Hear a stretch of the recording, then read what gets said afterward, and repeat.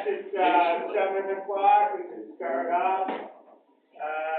My name is David Strzok. I think almost everybody's been at 1 to 20 town meetings, 30, 40. What's your name again? David. Where are you from? North Baldwin. So tonight's supposed to be a candidate night.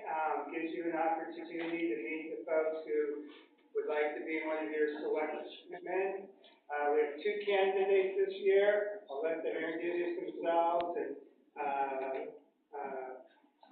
kind of tell you who they are and why they want to be your selectmen. And then what I thought, after like 3 or 4 minutes of that, we can have some questions. And you guys can ask some questions about where people stand or whatever the issue is. Once that kind of gets to a conclusion, we can also talk about what's in the town warrant. If there's questions, we have at least one selectman here, 2, 3. There you go. Sorry. I thought Jeff's pretty live and I jumped right up.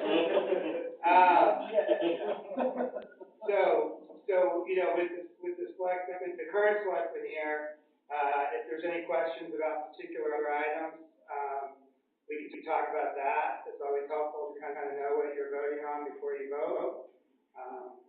This looks like an unusually non-controversial warrant, but sometimes there's details I don't know, and there is some controversy.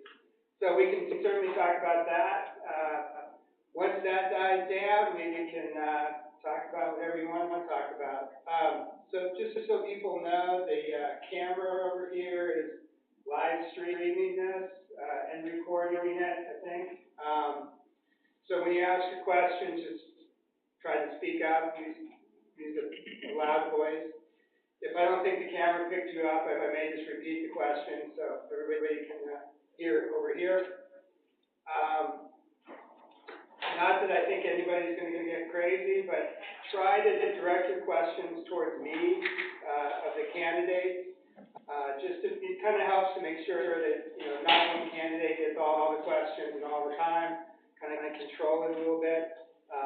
But, I don't know, it never got too crazy, so it shouldn't be too bad. Any questions before we start? No? All right. Bob, I'll have you go first. I don't think it really matters. Good evening all. Thanks for coming. I'm Bob Flint, as you know. Love to see my handouts. A little bit of background, if you don't know it. I'm retired military, retired civil service. Engineer by training, electrical engineer. I've done a lot of management of projects, very substantial size of projects, foreign military sales, Navy, whatnot. The reason I'm running is I served 1 term, and in that term I concentrated primarily on financial management. And it's a hard thing to get into, but at the end of 3 years, I think we've made some progress. Last year at the town meeting, we passed the capital investment program, which was, I thought, a signature achievement for this town. It's the first time the town has ever had a long-term planning document. But there's still some work to be done, and I would like to continue that work. Some more management. The selectmen are supposed to manage the budget of the town, and getting there, but not quite good enough. That's good. Hello everyone, I'm Gary Brown. I'm running for selectman here in Baldwin. I've lived in Baldwin since, 2007. Like that, my wife's been there for 20 years. I don't have a lot of fancy credentials. I'm just a working man. Wants to work for the town, be a voice for the town's people. And that's basically it. Questions of the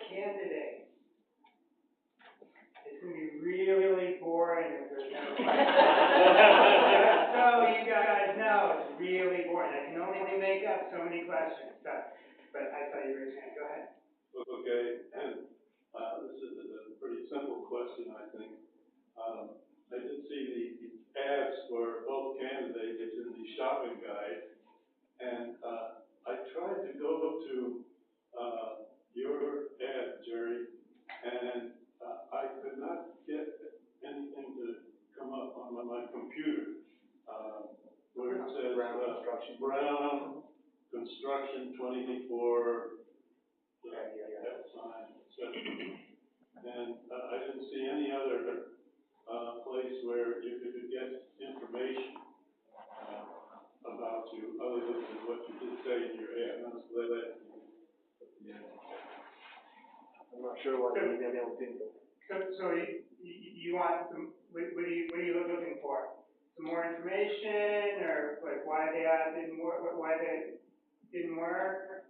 Yes, why the, ad, did not, come up on screen. It said something, did not recognize the, that email address. Okay. That website address. I'm not sure why that didn't work. My email's been brownconstruction24@yahoo.com for many years. I've owned my own, before I came to Baldwin, to work here, I had my own property management building in Portland.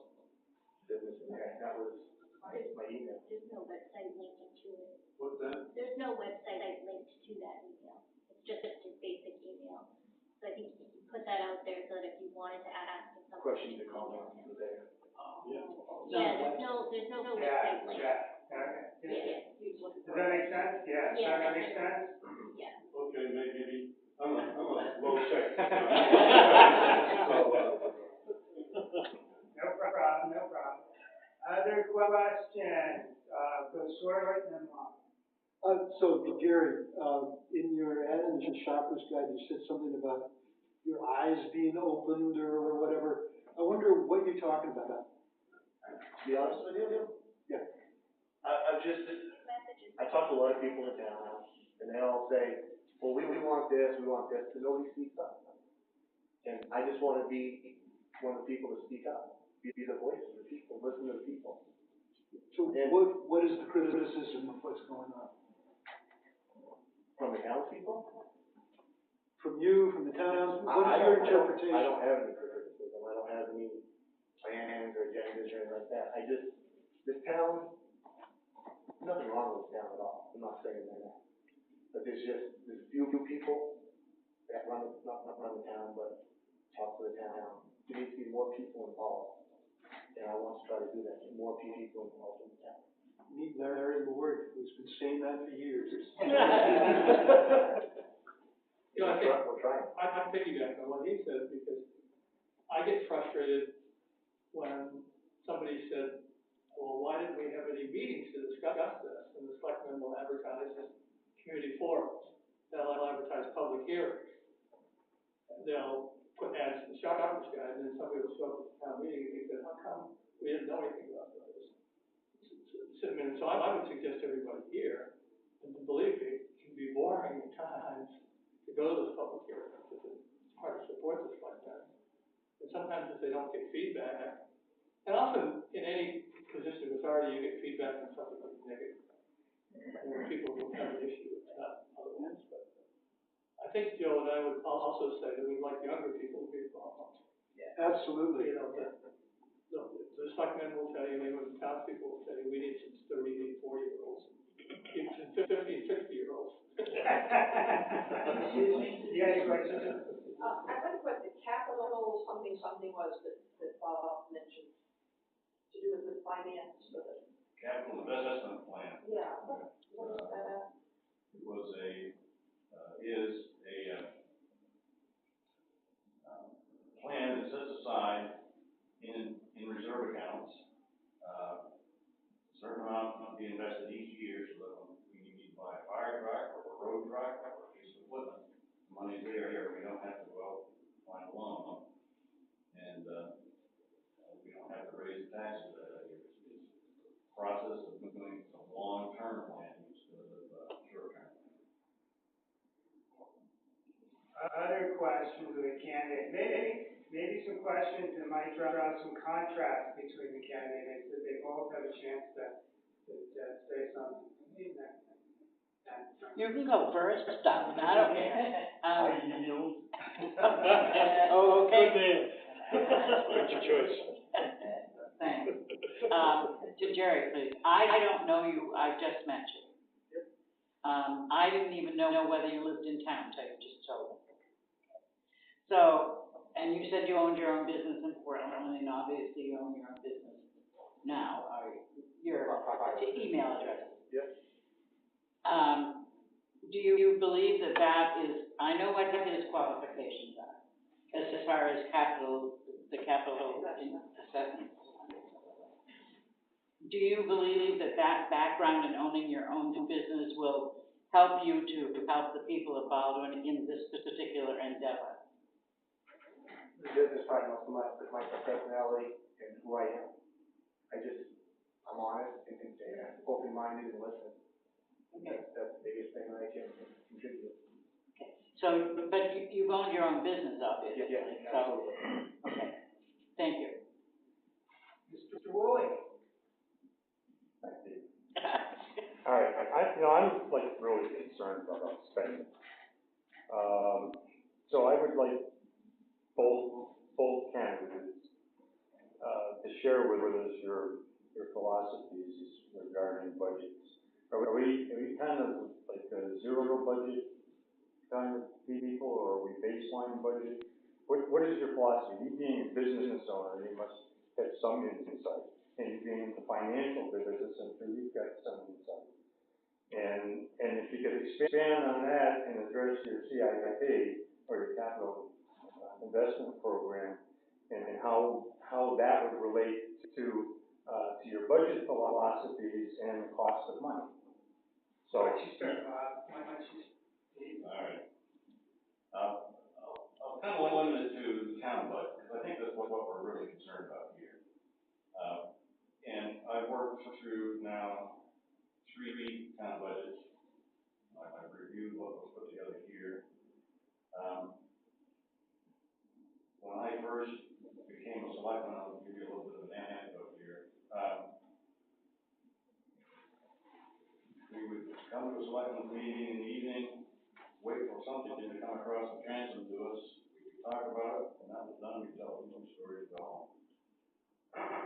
After about 6 months, I was starting to get a little bit worried, because there was no financial management being done. Yet, if you read the manuals, that's what we're supposed to be doing. Managing the budget, tracking the expenditures, making sure that we're staying within the financial resources of the town. So when it comes time to build a budget, the way it's traditionally done is you look at what was done last year. So road budgets are X, Y, Z, $100,000 for paving. That's kind of where you baseline. Last year, for the town meeting, and when we were building the budget, I did something a little bit differently, which was try to figure out a little more detail as to where the finances of the town were. And I gave, or the selectmen gave a presentation on the budget and then the trajectory of the spending, and what it looked like, why it got there. And it's a complex picture. I understand you're saying that you're concerned about the finances and the spending. But when you look at the details of it, it says over the last 10 years that the expenditures, or the budgeted expenditures for the town, have increased 30%. 10 years ago, it wasn't the budget today.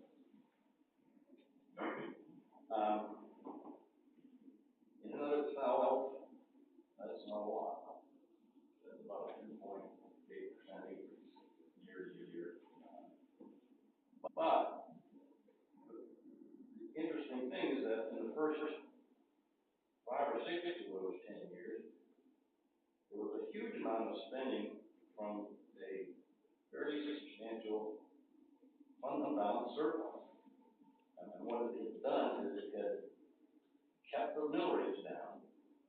And when we got to last year, there was no money in the fund balance to speak of, to draw on, to keep the mill rates down, and that's why you saw this huge tax increase.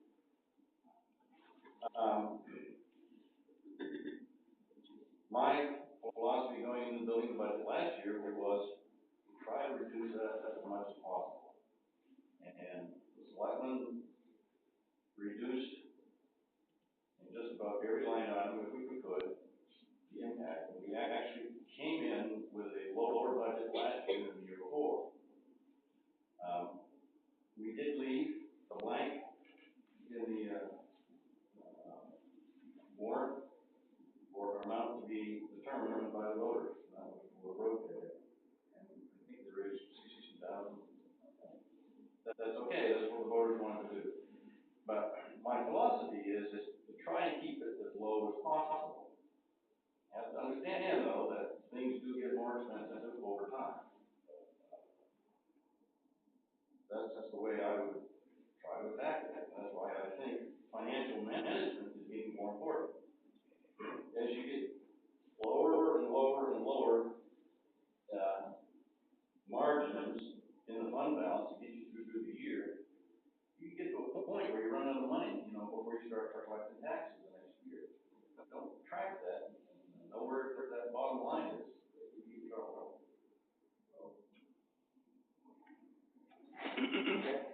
I haven't had a chance to work on any budgets for the selectmen of the town before. I'm looking forward to doing that. Obviously, it's all about tracking it, all where it's going, talking to townspeople what they want to change, and going from there. I don't have a plan, anything like that right now. I look forward to on-the-job training, so to speak, and figure it out as I go. Additional questions? Invoices first, and then we'll come back. This is for Jerry. We in the past have had, you're talking about reaching out to the people involved. That people involved in a pretty broad spectrum. They range to old folks like me down to young people that are just coming into town. We fit somewhere in between, I think. What would be your preferred method of actually getting the word out or getting a response from younger people or from more broad view from the town? Possibly more town functions, more meetings, just another face that reaches out to the people and brings them in, basically. Well, yeah, I guess what I'm looking for is what form of communications would you use to reach out? I mean, I've never seen you before. Never seen you at a town meeting.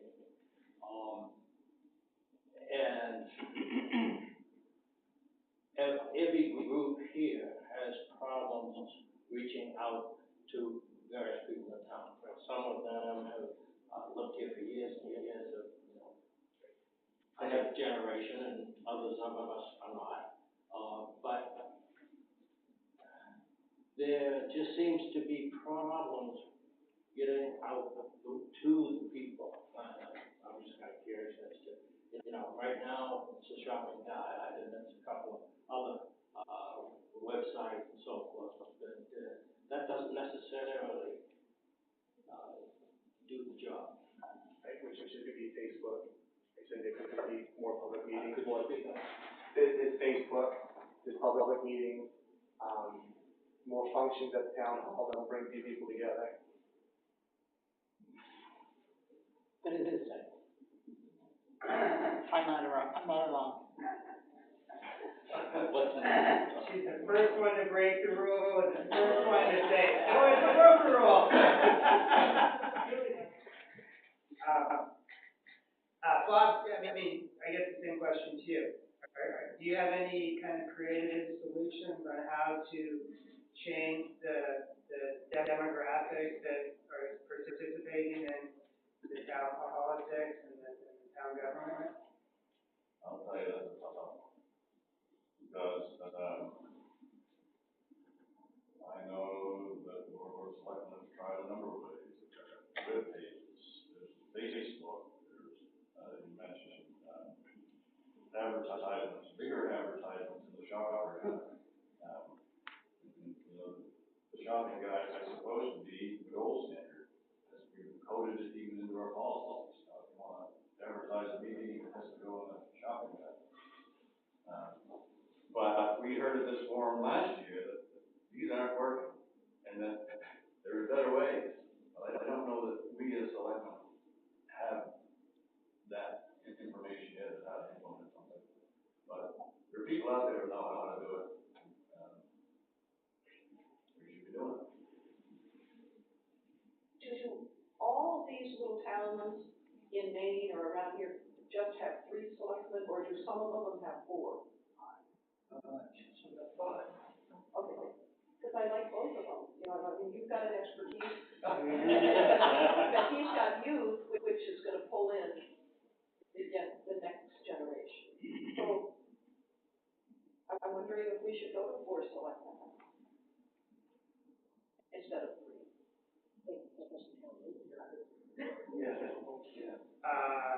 Somebody else had a hand, but you.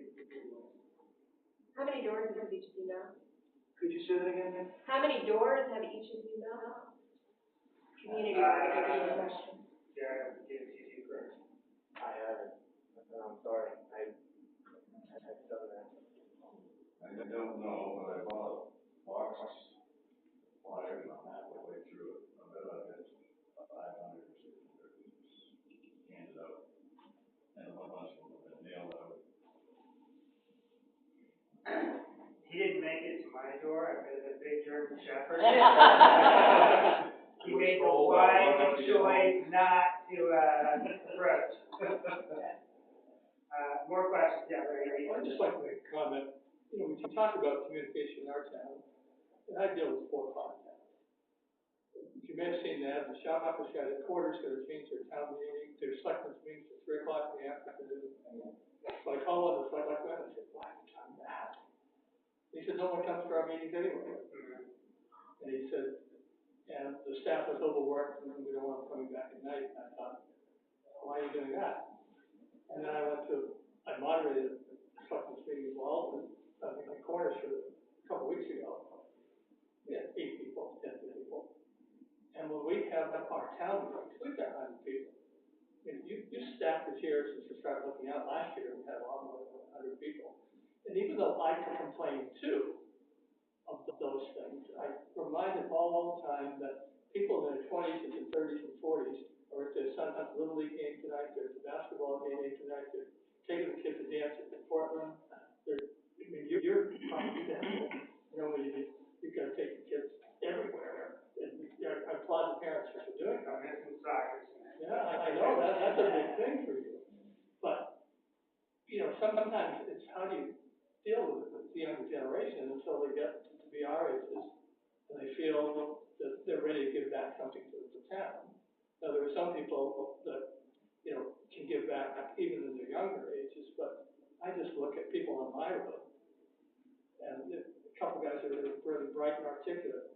You know, the one's an executive at Unum, his wife is in the operating room at Maine Medical Center.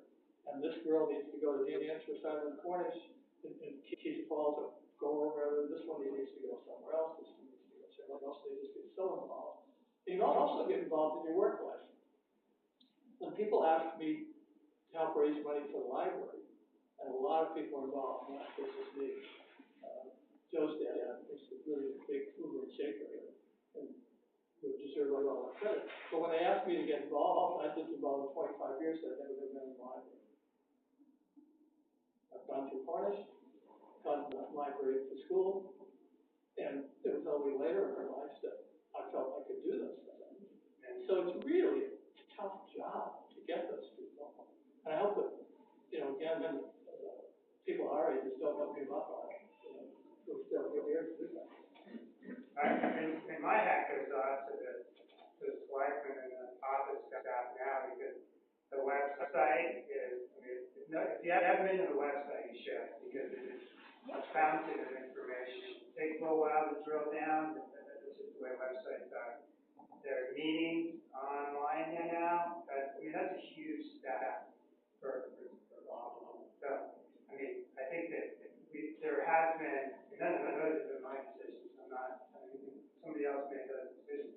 I think it's fabulous, because I'm on the planning board, I miss it once in a while, and I love to watch the meetings I miss. You lie.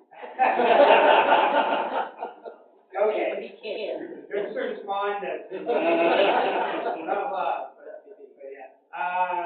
So you guys have both spoken before, Joe, and Yeah, Gary, I'd like to, give you the opportunity not to leave a wrong impression. Because as you said, you had your own business. I wonder if you could tell us what you do for a living now, and how that might or might not affect your being a selectman. And then we're gonna have Bob say what he's doing now, and do the same thing. Sure. As of right now, I'm the project manager for Nature's Wilderness Resort Campground we're trying to open here in the town of Baldwin. I don't feel that that'll impact the Selectmen draw at all. No, people have asked me, Yeah. And so I just wanted to give you the opportunity to say that. In my opinion, the draw of the Selectmen, I'm the voice of the people. I don't have any say, basically. So I don't understand why the Selectmen should involve Joe. Bob, what do you do?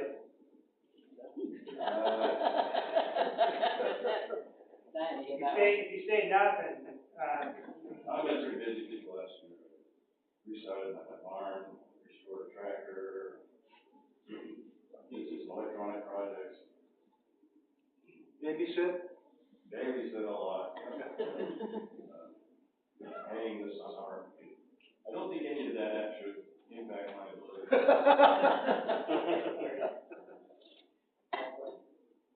I forgot what I was gonna say, but I'll think of it, I got it. I was gonna say to both of you, and everybody's, the selectmen have tried it, the website, Facebook. How many in this room are on Facebook? How many have their computers going most of the time? I don't have a Facebook teacher. What? I don't know how to use Facebook. Oh. Somebody better teach her how to use The Facebook. boys are too fast, they zip in and quickly do it, and they run out. So that's what Sarah had come up with last year, was that the young people aren't getting, they are not notified.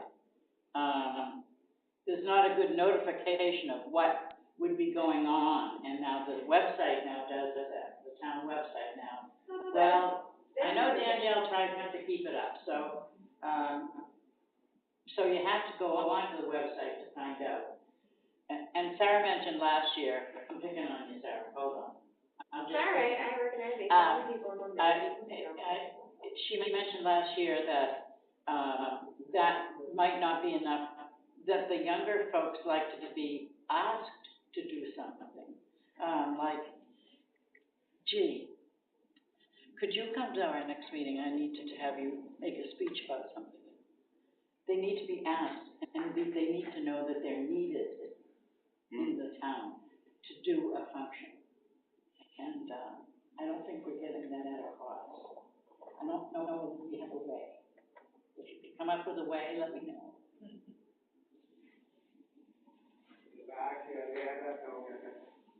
Well, I was just gonna say, I think the town does pretty well with communication in some respects, because the new community center had a committee that did a fantastic job of getting our community center up and running.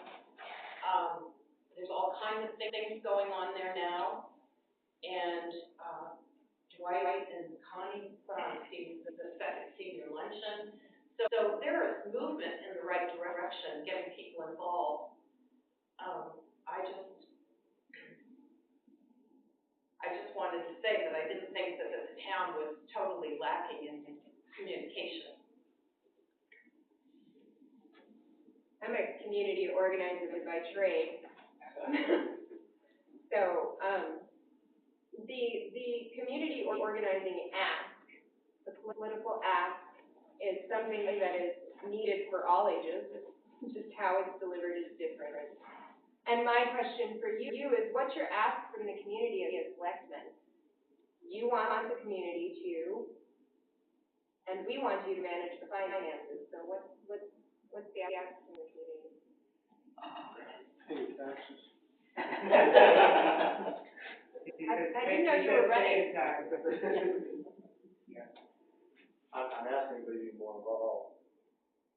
Yes. I'm not just running off that, that's what we're talking about, it's true. We have to get more people involved. I'm shocked at the amount of people that were here. I was expecting 4 or 5 times this amount, and I'm glad, I'm so nervous with this little amount. I can imagine if it was everybody. But I'm just asking everybody to be involved. That's it. Sir, it's hard to answer your question because, or, you know, with just a general answer, because, the selectmen have a whole range of issues that they work on. Some of them get very technical, and we want people to get involved in very technical issues. So we don't want 100 people, we want 10 with some expertise. So the ask would be depending on what an issue it is you want them to participate in. You might ask different groups for different things. I think the selectmen could get some training in that kind of area. Maybe would get some more participation. I can tell you from my past experiences that it's very, very difficult, even with some very specific questions, and some fairly good distribution of the ask to get people to participate. And I understand that, you know, because some of these things you ask people to do take a lot of time, and they're hard, and people's lives are very busy. I see when I'm knocking on the door, people, you know, I just got in from work, and, you know, it's in the middle of the day, they work night shift, you know, I'm trying to get to sleep, they don't want to talk shit.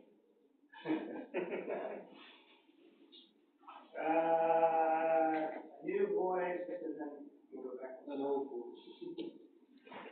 I'd first like to commend the both of you for stepping up and running. This is our democracy at work.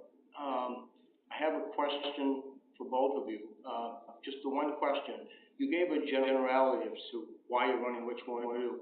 I'd like to know that main specific gut-wrenching question as to what's driving you to do this.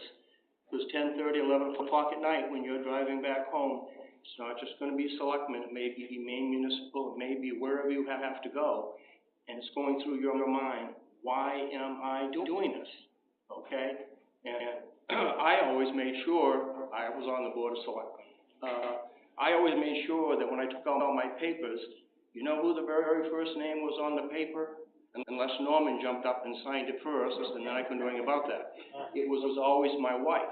And it was when I came home and I crawled into that bed at 10:30 at night, and if she had an issue about it, honey, you're the one that signed the paper. You signed the paper, okay?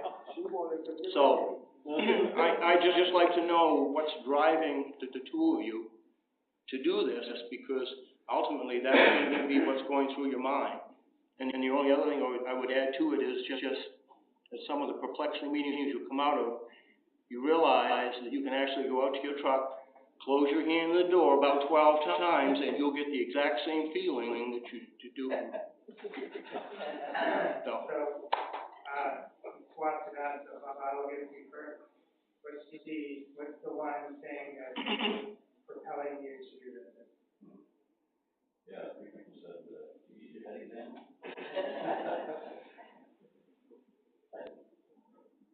The first time I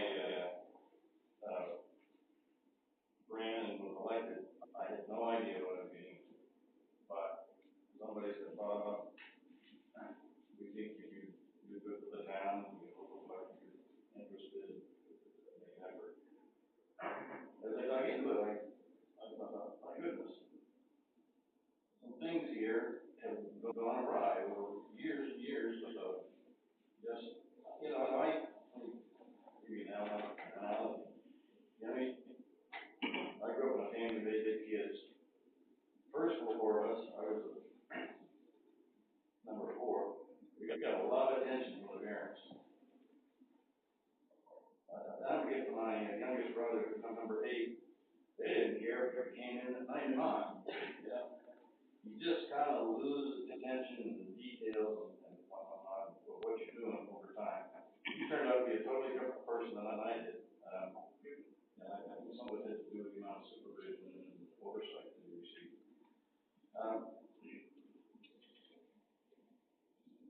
I made it my mission after about a year and a half to implement some policies and procedures.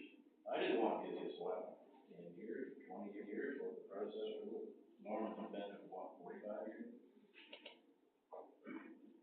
It's difficult to step into that position and not have anything to go with or go by.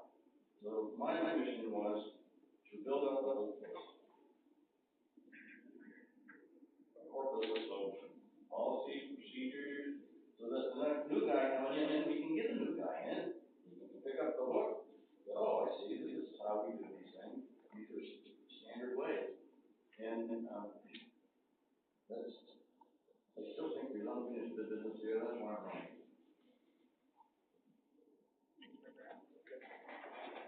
I'm running because, to be honest with you, I've talked to a lot of people, and I'm really not, sorry, I'm gonna have to think again. I'm driven, I'm motivated, everything that I attack, I do 100%.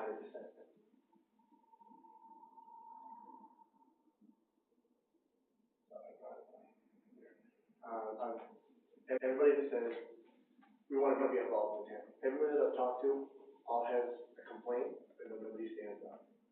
And they said, Gary, you'd be a good voice for the town. You know, do it for us. And that's what we're trying to do. Did I promise somebody? You promised me. So a statement of a question. I go back in terms of communication to hearing a person stand up in town meeting and say, how are we supposed to know that this was going on? Because it wasn't advertised in the shopping guide, there was nothing. And the answer was, everybody knows town meeting's the second Saturday of March. But how do they know that? Because you know it. You're born knowing it. You're born with it. Yeah, exactly.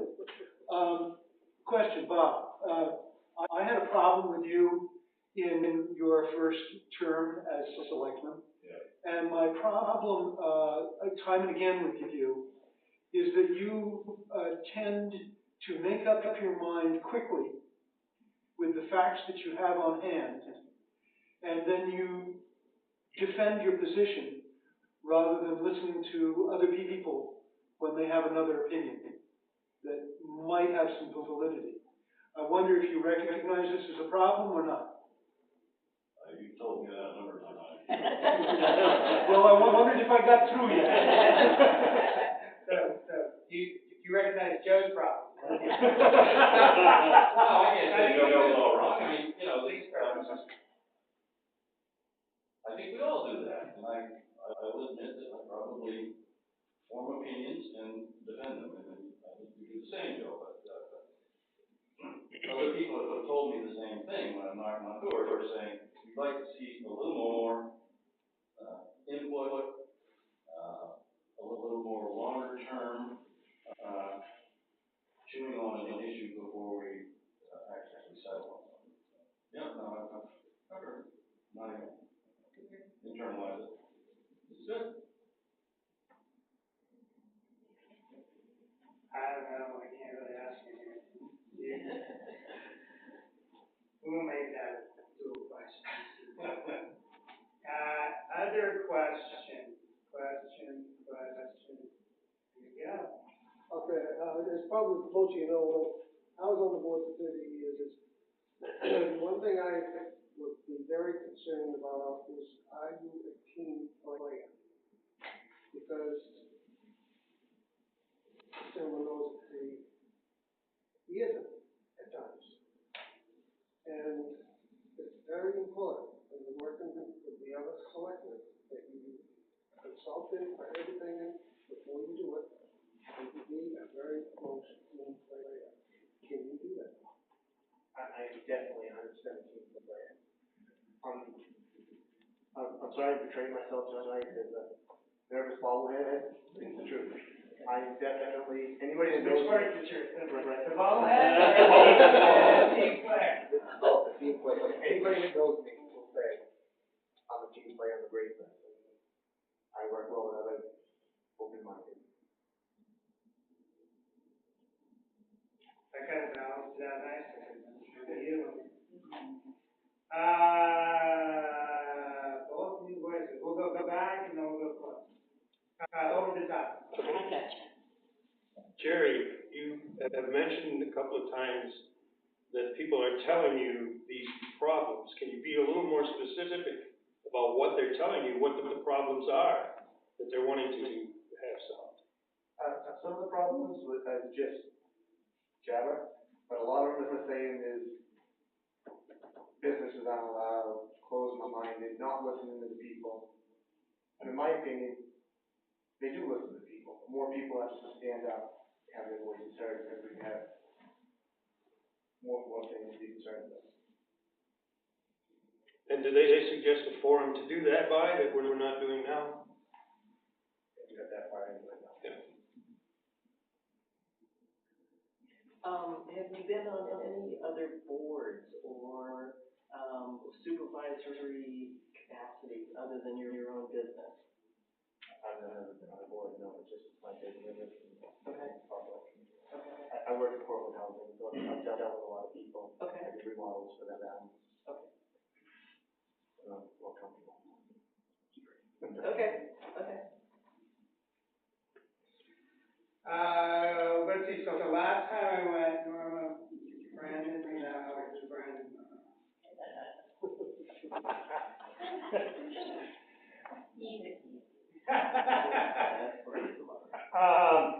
All right, I got a couple of questions, and they're all kind of related, tied together. I haven't attended any selectmen meetings in some time, but I did discover that you can watch them online, and I've watched them. That's right. Usually I'm working on Tuesday. Anyway, all right, we're running to select. I've noticed Bob in the audience. I've never seen you in the audience. Have you ever been to a selectmen's meeting? I have been to a couple of selectmen's meetings. I've been to numerous places. Yes. Okay. Bob mentioned that. That was your foundational concept. Bob mentioned that, it was sort of like on-the-job training, there was no manual, there was no information, he just sort of showed up and kind of learned as you went. You've mentioned the same thing, when I asked that question about budgets, I hope that, I kind of wish that you might have a little insight, because you are a business owner, and I'm sure you must handle your own finances. And, so I was looking for, are we talking about big federal government kind of financing philosophies, or are we talking about small municipal, maybe personal business kind of level financing? Still foundational. So, getting back to the on-the-job training, now I get it. You've never been a selectman. You've only been to a couple of selectmen's meetings, and you didn't feel comfortable in answering questions. That's fine. Where might you seek information to help educate yourself? Because I kind of get the sense from Bob that, you joined the select board and kind of had to learn the ropes on the way, and I thought, well, wouldn't it be nice if he had some resource that he could go? And I wonder if you've given that any thought, where you might go to seek information. If you can't get it from the other board members, or if you don't feel comfortable by getting it from the other board members, have you ever given any thought to how you're going to educate yourself in becoming a good select person? It's gonna be a learning curve, and I'm open for a lot of guidance from the selectmen. And basically, it's listening. You do a lot of listening, even-handed thinking, and it should work itself out fairly well. David, can I just inject that if he's a new selectman, the Maine Municipal, he can take a course. I mean, that's offered to anybody who's never served, and it'll give you the basic training from there, and then, yeah, I mean, obviously mentoring Alan or Norman or whatever, you're gonna pick up from them, so I mean, Where's this course? through Maine Municipal Association, they offer specific dates, whether it's Augusta or Portland or wherever. Jeff, am I speaking right? Is that? Well, I gotta wait my turn, you won't, no. Well, you can just shout it out. I could, but I won't. If it's about this subject. It is about the subject. We, in the last year, we worked, Jimmy actually, he was a junior on the board, so, and I was the chairman, so I kind of put him in charge of developing, and we used some of the stuff that Bob had done when he was on, as to put some of the policies and procedures together.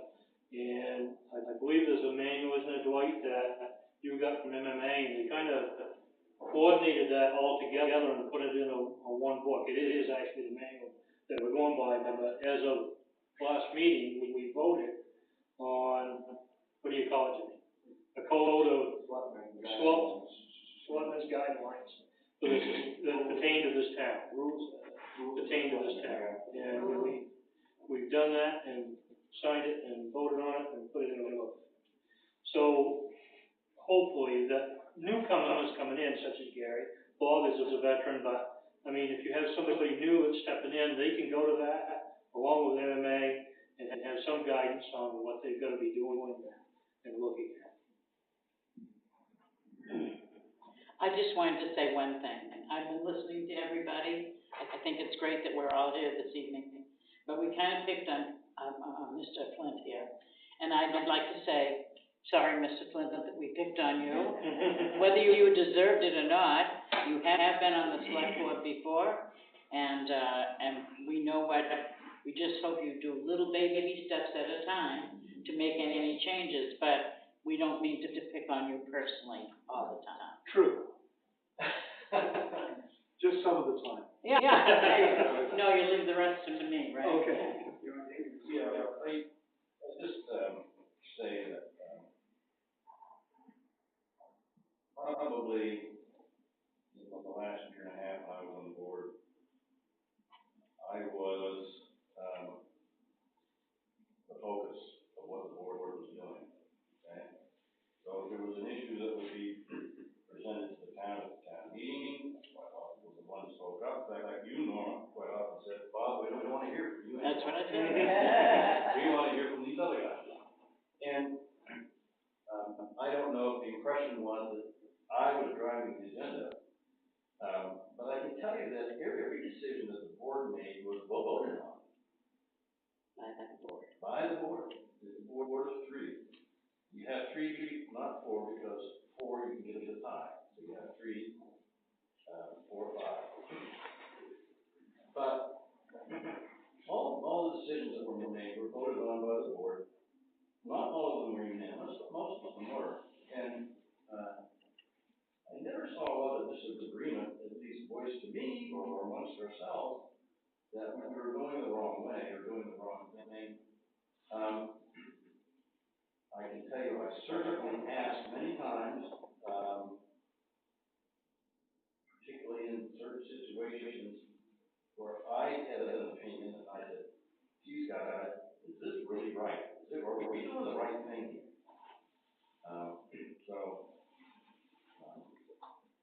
I'll leave it there. So let me try something. People who haven't asked a question, you all are here. And so now's a great time. If you haven't asked a question, throw that out there because you're here. I mean, use your time wisely. Who's got a question who hasn't asked a question yet? Yeah, you do. You have a question, someone asking. I don't have that much of a question, but I got a couple of things I would like to just say. Sure. Since we put the cameras in, you can Danielle can log on and tell how many times the cameras have been hit. And that cameras have been hit, and a lot of people are watching that. So we are reaching out and getting some other people. And the other thing is, how many people have got a town report already? This year's the first year we've nailed town reports out, and probably, I don't know how long it's been since, at least 10 years anyways. So we're trying to reach some other people and stuff like that. The budget, I can quote some figures to you that'll make your head spin on budgets and stuff right now. But it would be nice sometimes to be able to control some of these things, but they're out of our control. One budget we work with is a school budget. For every 1% it goes up each year, it's $300,000. This year it's going up 2%. So that's $600,000 more we gotta have. Our solid waste has gone from 72,000 to 90,000. You know, if somebody's got some ideas on how to get this, come to us. Let us know what's going on, what you've got in your head you can think of.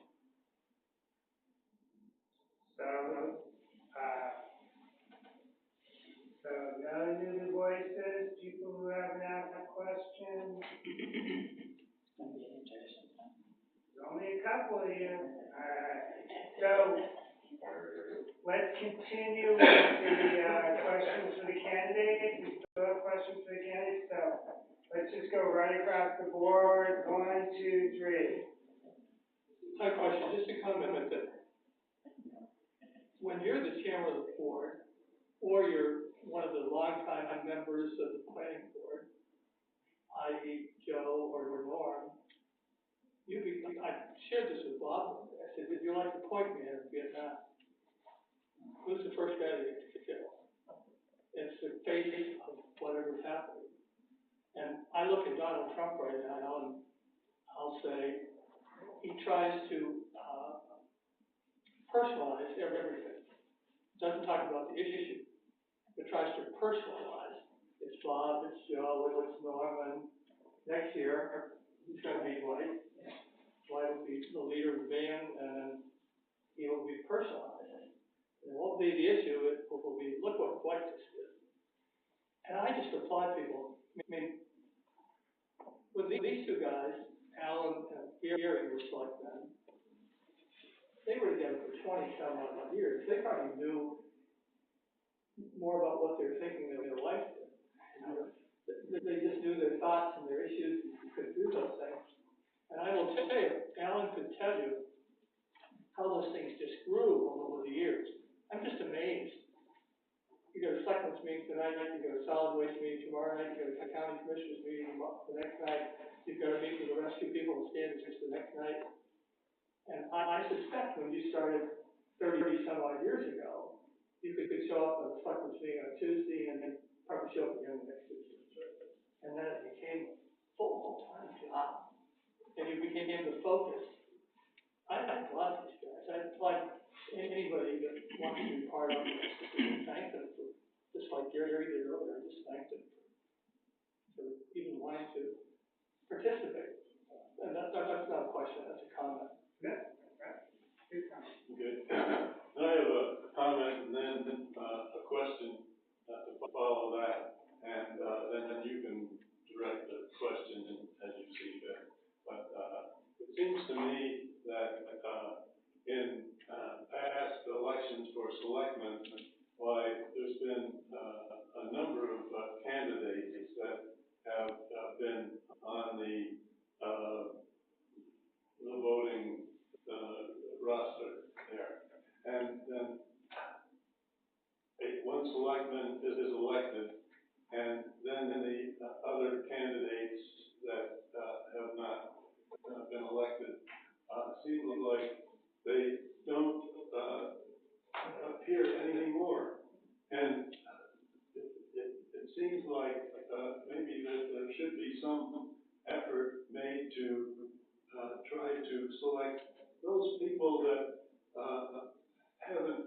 made it to selectmen, if they could be encouraged to, maybe participate in the affairs of the town, more than what I've seen them do.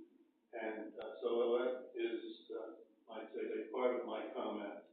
And, my other comment is, it seems like it's good that there is, you might say, experience in a job situation, over a period of time. There's value in that, and there's also value in, the new blood coming along. And, maybe sometimes it's unfortunate that, you know, there's only one candidate that makes the grade, so to speak. Okay, and comments. The question that I want to pose is, would, the candidates say something about, if they lose, their, ability to, continue to, participate, or the willingness to participate in some way in the town affairs, or, contribute in some way that they may be asked to, contribute to some particular project or workload. Go ahead. Well, neither one can conceive of losing. You're asking them to have a hypothetical that makes no sense to them. So, I mean, but I think it's a fair question let me recap this question. So if you're not selected, is there one issue that you would try to champion outside of being a selectman, and what and how would you do that? What issue and how would you champion that outside of being a selectman? Is that a fair question? Yeah. Well, let me just correct that, Dave. I can't conceive. Well, I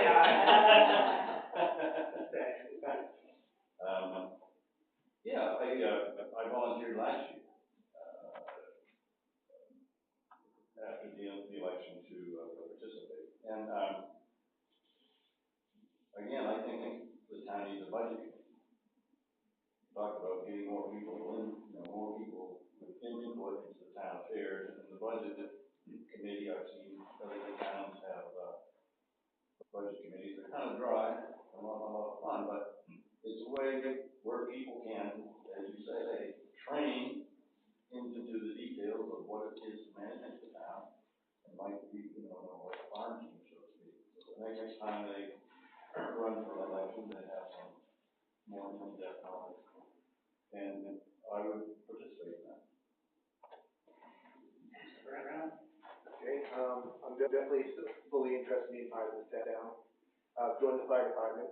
I've stepped down from doing that at the moment right now, so I can concentrate on the selectmen and all the other issues I have in front of me right now.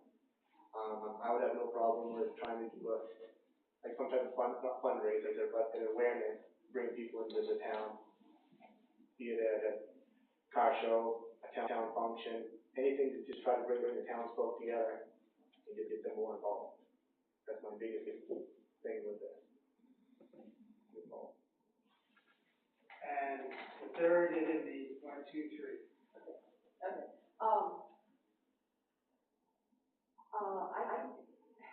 How shall I say this? Instead of select men, should it be select person? Select board. Or something, yeah. Because I went to a selectmen's meeting, and I've been to a planning board meeting, and I was like the only woman there, and then Kathy was there once, but then the next time I thought you'd be there and you weren't, so I was all by myself. So I just think more women should be attracted into these meetings. And when I just see the advertisement about some Baldwin Select Board meeting, something about a workshop, I'm thinking a workshop, maybe that's a private meeting. I'm not sure if I could go to that one. So I think it needs to be made a little more clear is what can the public go to and what is a private workshop. To me, I don't know which one I can go to. Any meeting of the selectmen is public. Whether it says workshop Yeah. or, you know, I can go, okay? So I've been shy on that. And then again, taking into account what you said about even numbers, we need a tiebreaker. I say, let's go to 5 select people, and then you guys could divide and conquer all of the issues. I'll talk to you tomorrow.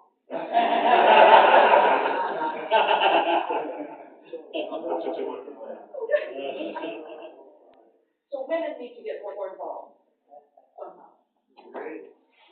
We just appointed a lady to the planning board. That's right. To what? To To the what? planning board, yeah. I still didn't get a word. We, Okay. planning board. Thank you. And who would that be? You've just been appointed to the planning board.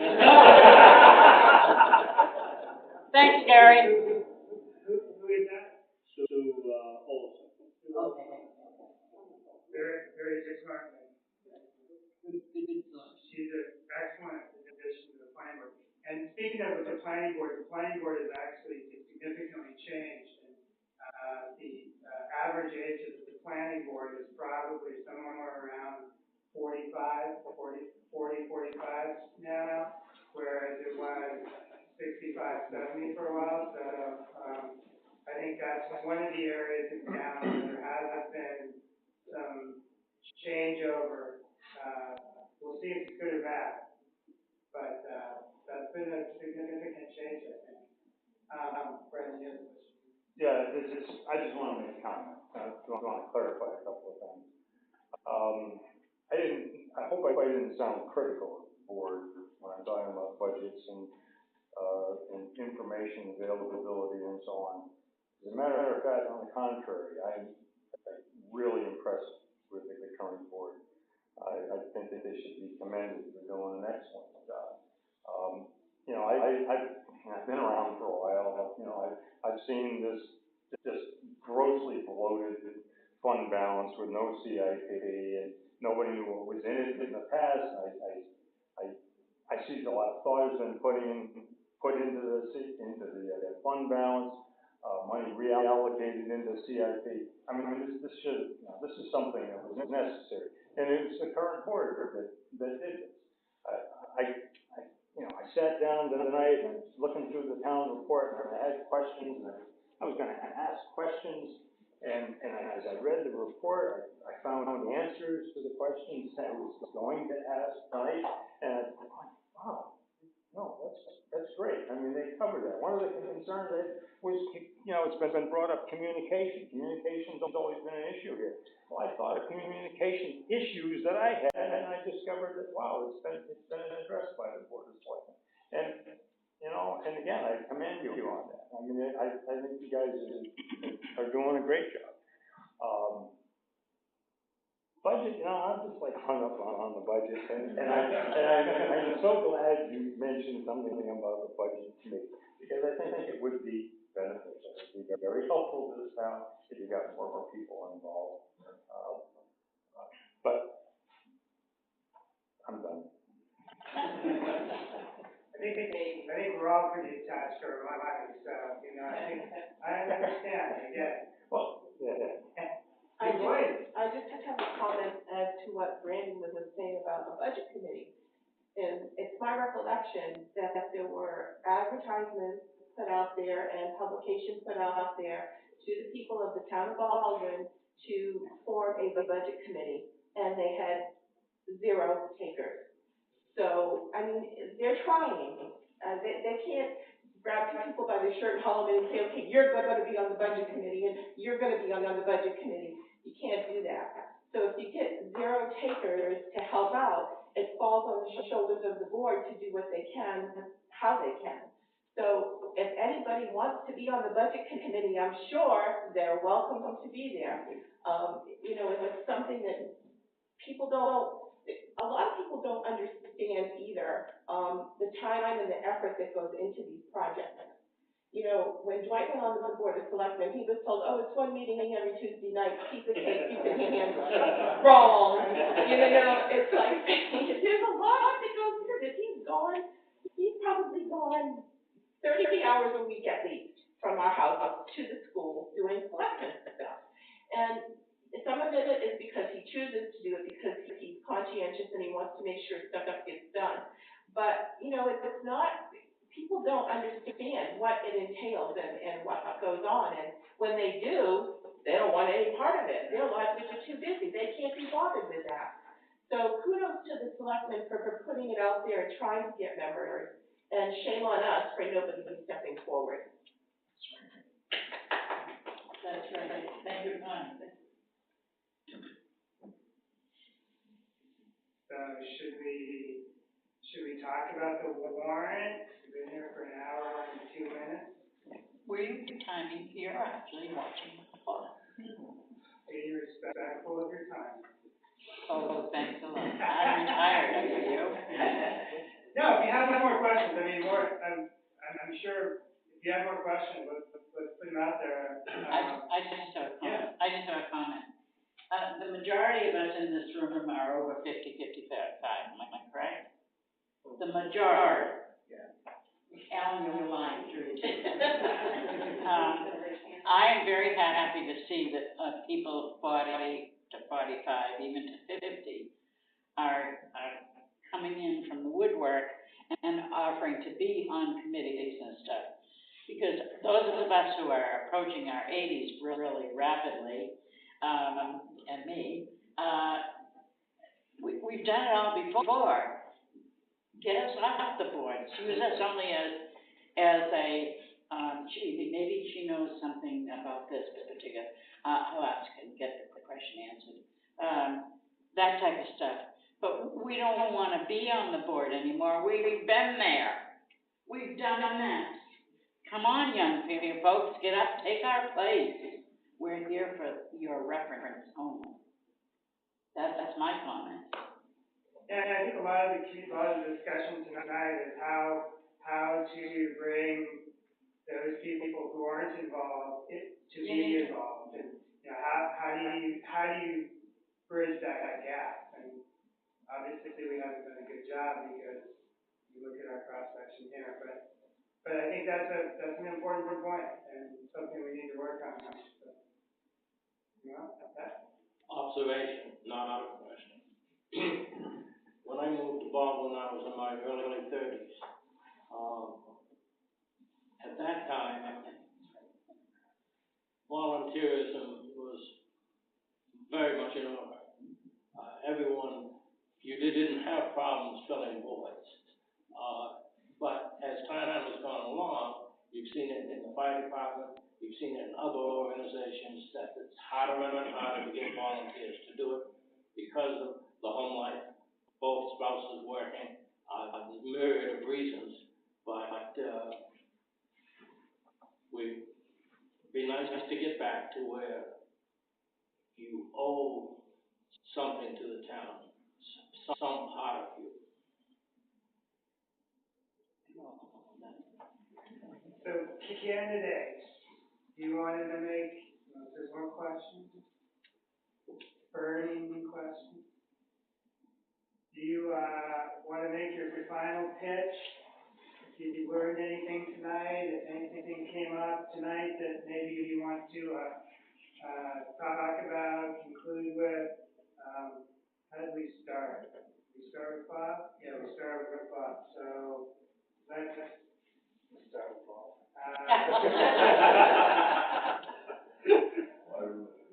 Wow.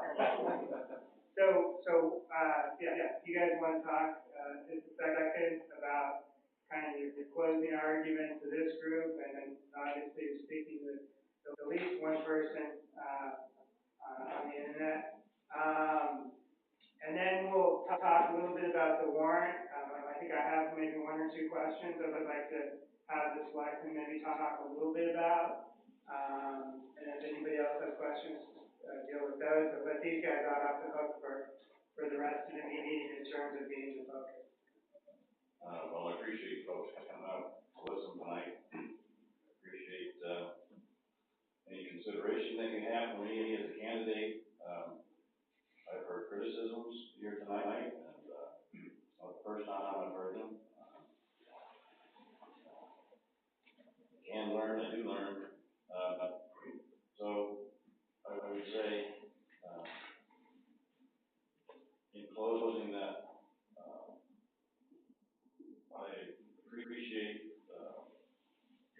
consideration and your respect, your respect for the job of select.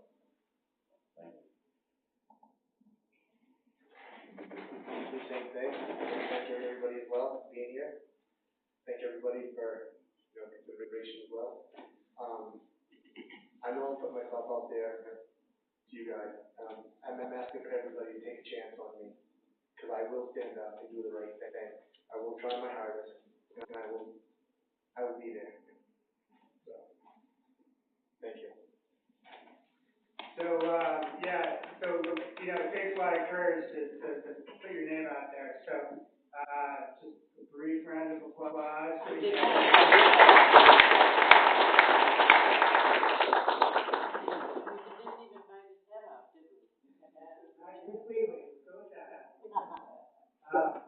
So the warrant, I know not everybody has copies, but did anybody, the solid waste was something obviously that I know this was a huge, relatively huge challenge. Can the selectmen maybe talk, and if you guys have questions, obviously, but can you talk a little bit about why this solid waste is up significantly? Let me answer that right away. Okay. Yeah.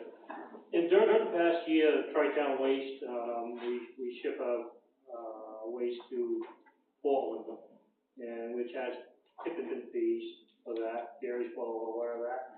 What tipping fees are. What is the tipping fee? Tipping fee is, we get charged so much per ton to dump our trash.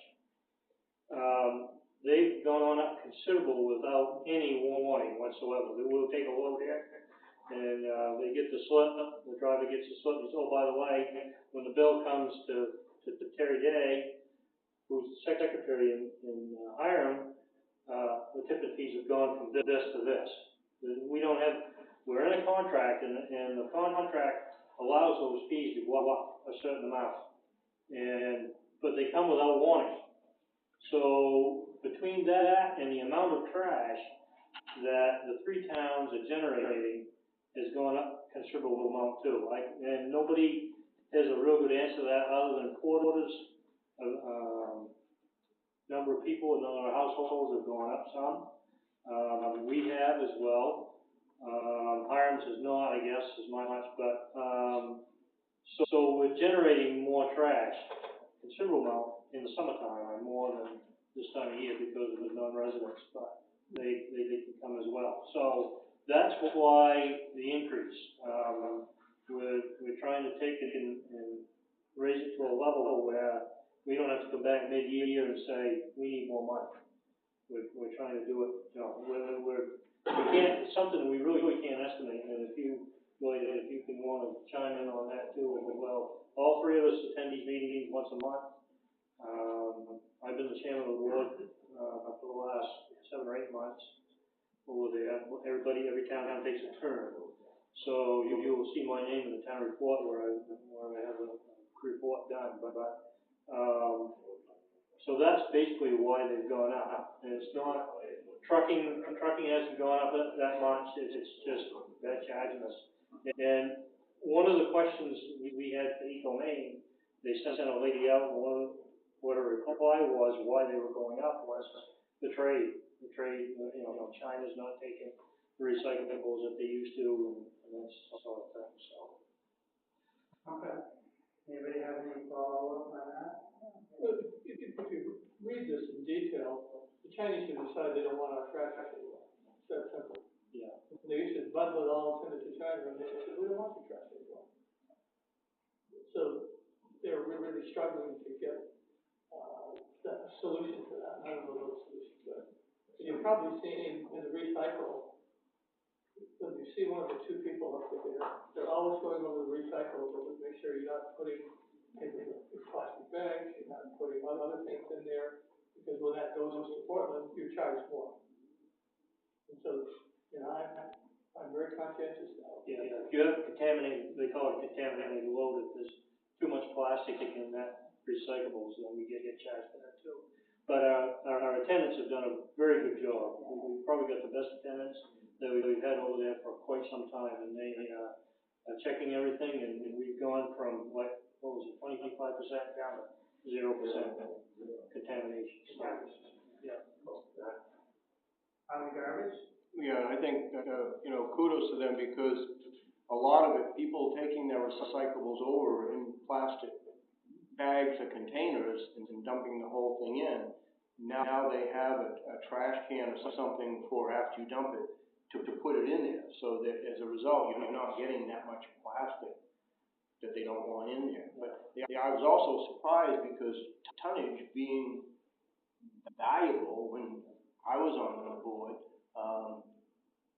you would think that if your tonnage was going up, then your rate would go down, not less. So I have a hard time understanding why they're using that. I agree with Larry. I believe the Chinese thing with Ecomane or whatever, they have different places that they distribute their stuff, and obviously if the vast majority was going there, that market's dropped off. One thing we've done is, only Jeff says our rates have gone up. I can remember early part of the summer, it was like $68.50 a ton. We're banging on the door $90 a ton right now. And we're locked into this contract until 2027. We looked at option out of the contract, going someplace else. Most new towns that are coming in and being picked up by somebody else that's at least $100 a ton. They don't want them coming in. There's more trash than what they're taking rid of right now. So this is why your rates are high. We looked at the hauling trash to Berlin, New Hampshire, but you could be 3 times what you're paying on transportation and on costs and stuff. And when you're only hauling 12, 14 tons, these will do. I mean, I think it's important, if this comes up at the town meeting, that you guys explain, you've thought about these alternatives. It's not like we're just paying a bill and saying thank you. You know, it sounds like it's a pretty thoughtful response to. We worked pretty much all year. I mean, when we started, Ron Sylvia coming out of the seat one night because Porter is as strapped as we are. I mean, he says, they're doing what? You know, and it wasn't long before phone calls were made, and we've been at this all year trying to figure out what we can do to you know, even out the cost. There's no evening out, you got to pay. So. The real sidelight to that, and when Bob had addressed the amount of money we're setting aside, the bill was $9,000 more than it was last year. And these guys had the reserve money set aside to pay the $3,000. Porter didn't. They had to go through the process of advertising. The South guys had for 10 days for the public hearing, waiting for the public hearing is over, and advertising another 10 days before they could approve to spend $3,000.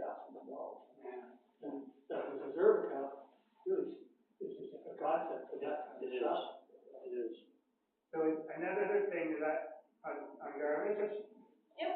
Okay, go ahead.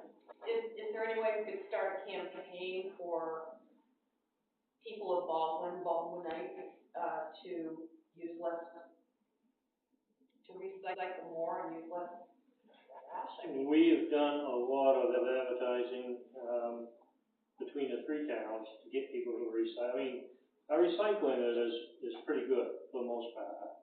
But it gets to a point after a while is, you know, it's not saving you that much money, because that's gone up too, a little bit on, you know, you don't save enough to offset that. So, I don't know what the answer is there, but, you know, you know, we advertise through the Shopper's Guide again. We put up signs down there. They're sick and tired of us, the tenants are. Here comes another sign, you know. We got to a point where we ought to hire a sign painter just to keep the transfer station. Because we're always trying to put something down there that it's. But one of the things that we are doing is, Ecomane is now coming out, and they're having educational seminars, if you will, right at the site when the weather's good, and there's more of that coming. So, yeah. On garbage? Yes.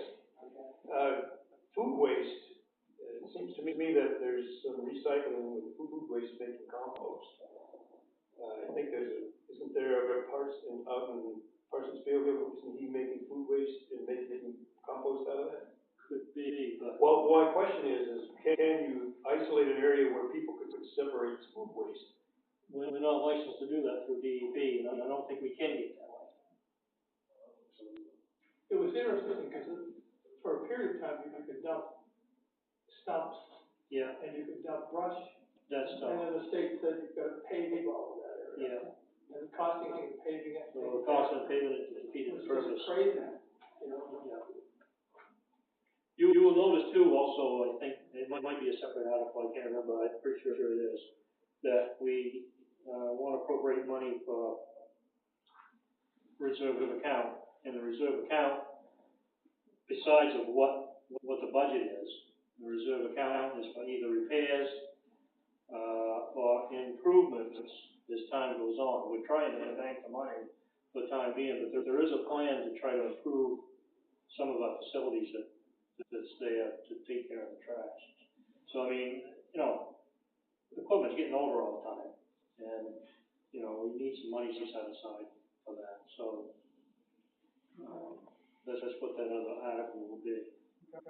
Another, warrant item that I thought was, raised an eyebrow, just because I didn't understand it, was the biannual tax bill. And it says, to see if the town will vote to allow the tax collector to send out 2 tax bills per year to allow for real estate taxes to be paid in 2 payments. So right now, we send out one. When's it sent out? Whenever, November. yeah, and then November usually. Right around November first? October, November, after we set the commitments. Okay, and then that's due to be repaid 30 days 30 later. days later. Okay, so how would that change that, how would this article change that system? Do you want to answer that, because you met with the other guy? Should, with the system that Debbie's got on the Trio system, it should create, there'll be 2 things you can pull off on the bottom of your tax bill. Your tax bill will be sent out once a year, but there'll be 2 payment stubs at the end of it. So you pay the first one, and then 6 months later, you pay the second one. And the reason we asked to do that is like Bob hit on something. We run into a situation last year where we was running close on money. And by doing something like this, it might increase our cash flow, but still have the same number of dollars coming in.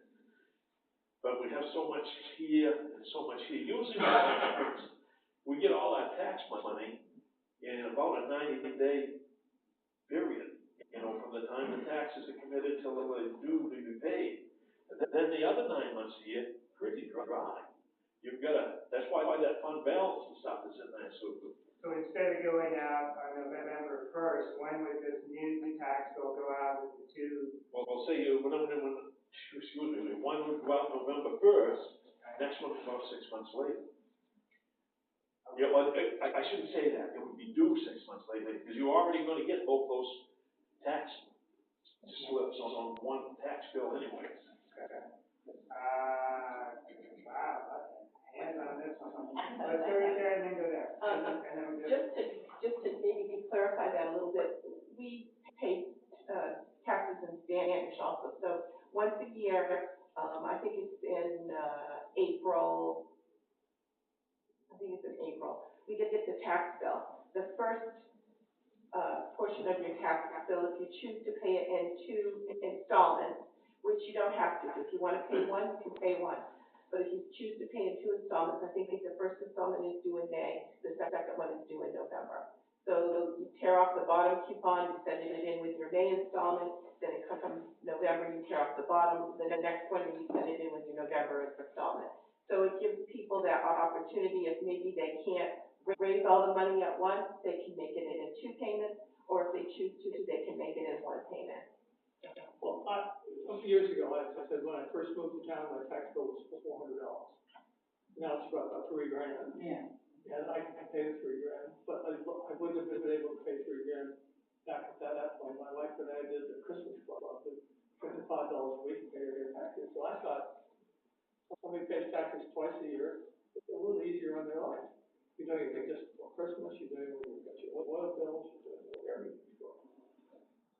So would they go out in April? No, our fiscal year is different than some of the other towns. Okay, so they go out in November, so the first one, if you wanted to pay, would be due So, September, and the second one, if you wanted to pay, would be April. Yeah. So we would actually be getting longer to pay taxes than we currently do? Yeah. Okay. I'm sorry, so I totally lost the train. So, and then I think it was you too, right? So you've spoken less than her, so you then. Well, okay, my question was, will they be able to pay those both at the same time, so they don't have to think about it at the end of the season? Oh, yes. Yes. Okay. That's all I want to know. Prepay, always we always like prepay. My thing is, if you get one tax bill the first of November, and, there are several of us here who, military, get paid the first of every month. Pension, yeah. So, if you get that one tax bill, the first of November, and you can tear off the bottom, and then in April, you're supposed to tear off the other one and send it in. Yeah, but I lost it. I put it on the desk somewhere. And I don't know where it is. We'll help you out. Yeah. So, but you don't get my second payment in April, right, by May. Do I get another bill by the mail or? That's when your name shows up in the Oh, bill.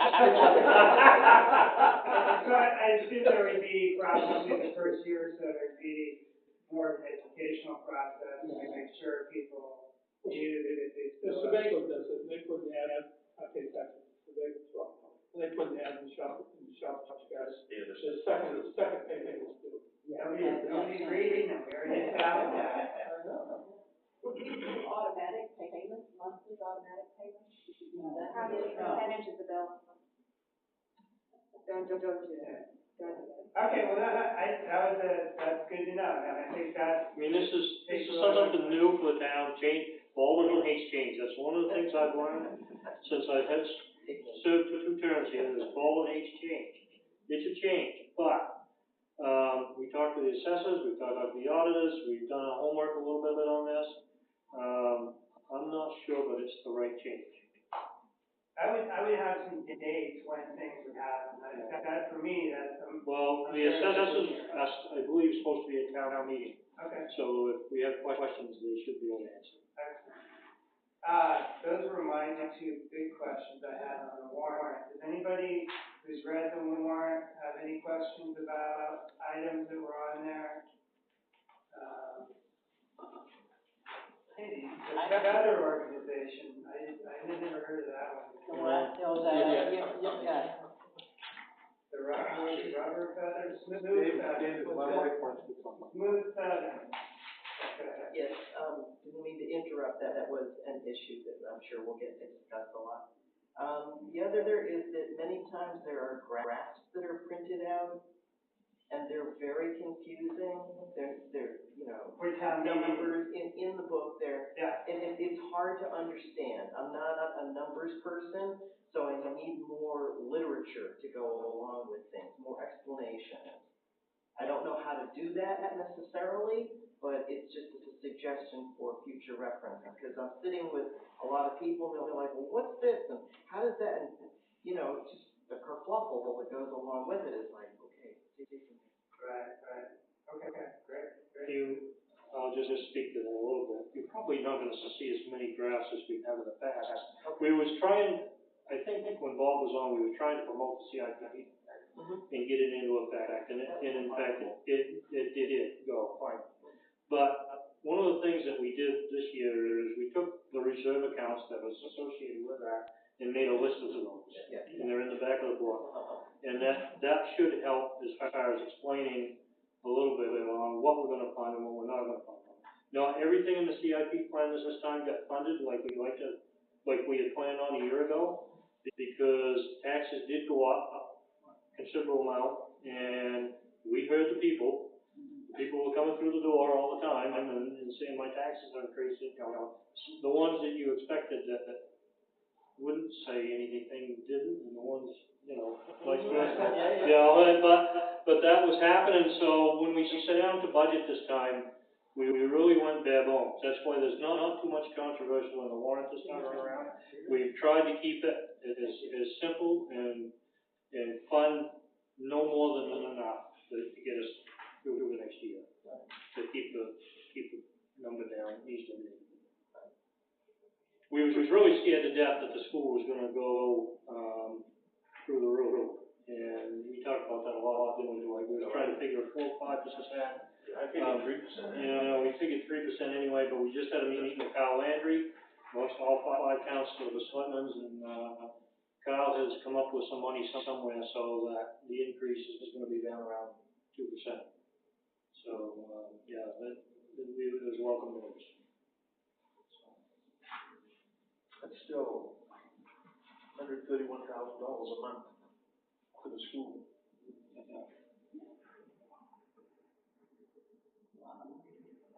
So under the education and preservation articles, there's a smooth feather review. I have never seen that before. Is that? We had a gentleman come to us and wanted an article put in there, and we told him, just like if we tell everybody else, you need 25 signatures. He went out in town and got 25 signatures. That's on there. So I'm hoping that he is there to explain what that's all about. Okay. That's where that came from. I mean, he got his 25 signatures, so, it's in there, so. Silas Haggerty. Yeah. No, I recognize the name, but I didn't recognize the organization. It's his summer, it's his camp program, and they just won an award in Boston for having the best, short, what do you call it, short film at the Boston Festival, whatever they went to. They're really doing, he's really doing some great stuff with kids from our school. Okay, yeah, I mean, it'd be great to have somebody like talk. I mean, that's more than I knew walking in the door. Yeah, So. I mean, I knew Silas was involved, like, I didn't know that it works. And he's a wonderful speaker too. He was at one of the graduations I went to, and I really enjoyed listening. Maybe somebody has to grab a shirt and bring him in. Anybody else have anything else that either is or isn't? I mean, there's some stuff that's not here that we normally see on the warrant, but anything anybody else had questions about? I don't have mine with me, but in going through this, like I think one of them was, of course, there's a name change again, but one of them was the visiting nurses program. And seemed to be another one that was doing exactly the same job, giving the same numbers, but they're two separate organizations. One of them wanted like $3,200 or $3,500, whereas the other one was like $200 or $300. And I was just wondering why are there two? Yeah, one's the home health visiting nurses, which is part of the main health. And then there's Northern Light Health, VNA, home health and hospice. The second one is $500, and the home health visiting nurses is $3,200. To be truthful with you, Glenn, I can't answer that question because those specific requests came to Danielle. And if they were in there or associated with last year's articles, in they went. So you might call her if you got any questions on that, and she might be able to. I'll wait till Saturday. Okay, she will. One of them talks about general assistance, so I'm not sure. They're two completely different organizations. Yeah. If you've got someone that's very ill in your house, sometimes you'll get visiting nurses, and sometimes you'll get hospice care. And hospice care can be talking about hospice in your home, hospice center in Scarborough, hospice care at Mercy Hospital. And if you get involved with someone that's very ill for a long period of time, often they'll talk about how many people visit. For example, when I do Meals on Wheels, we've got 6 people involved.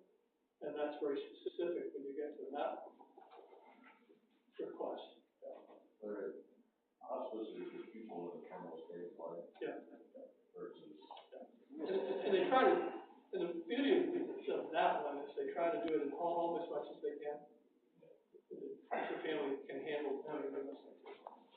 But to your point, it's always nice, and we always say, people who ask for money from us to be there and advocate their position, because that's the best way to get money, is to advocate for somebody who has a connection with them to advocate for them. I always cringe though when somebody's asking for $100, you gotta send somebody out from Portland to come to a town meeting to do an explanation for $100. I think that's cringe. That's their volunteer. But I still They cringe. want that $100, they don't. I know, I drive to Portland for less than $100. I don't believe it. I hear what you're saying, and I understand. I will tell you, when I'm not on board, that people will tell me that those organizations back there are, Yeah. usually they say, you won't show us when you use them. I hate to go to town meeting because we're arguing over so-and-so, you know, but those organizations back there, they tell me, money well spent. Yes, yeah, I believe it. That's why we need to advocate for you, if you have that connection, you should be an advocate for them. Anything else? Yes? I got another question, one question, on the warrant article. Last year under the rescue article, Standish, we were given an option, to stay with the per patient estimated cost for the year, or for the privilege of actually paying one of their employees, we could take the second option, which is gonna cost us like another $5,000 to $7,000 more, for $47,000, and I believe the article said something not to exceed $47,000. And then for a 3-year contract. Then I noticed in this year's warrant, under the rescue article, under what was raised last year, what was spent, we approved an article not to exceed $47,000, yet we spent almost $52,000. And I was just wondering why the difference? And then also in that article, there was an increase of 3% cost of living, that's fine. But the first article said not to exceed $47,000 for 3 years, and all of a sudden it's up to $49,000. So first question is, why did it go from 47 to 52? And then why is it going up again from 47 to 49? The first answer to your question, Brandon, is just because their fiscal year is different than ours, so we had to pay extra because. A couple of months. Yeah, a few months, that's why that changed, and there's an overdraft in there, you'll notice, in another article that we gotta cover, and that's why, because we had to pay a certain amount before that came into effect. Alright. So, but as far as the 3% increase goes, do you know about that? I think that's just a cost. I think it's just a cost of doing business. Well, then they shouldn't word the article not to exceed 47 and add another 3%. Because we signed a 3-year contract. Ever since we've been in business with them, that's always been that's been actually the only thing that we've had that's come between us is their fiscal year starts July 1st and ours is January. So once the article's approved, then we start paying, and there's a difference there. So, but if you look at the total thing, it'll come out up with 49, whatever it is what they actually get. He's asking why it's 47.